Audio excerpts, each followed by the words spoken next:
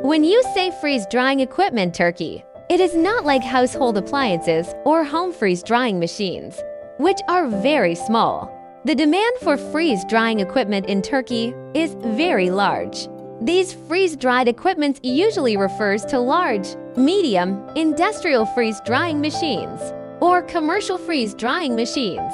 These freeze-drying equipments have large outputs and are suitable for large-scale production. In large factories, large-scale freeze-drying equipment requires low energy consumption and is particularly suitable for large quantities of agricultural products in Turkey, especially the frozen drying needs of fruits and vegetables. This demand will be very large in the Turkish market because European and American countries need free-dried agricultural products from Turkey. If you are in Turkey or are going to Turkey to invest in freeze-drying, come to Kemolo. This freeze-drying equipment supplier has a very good reputation, and the reviews of Kemolo's freeze-drying equipment are excellent.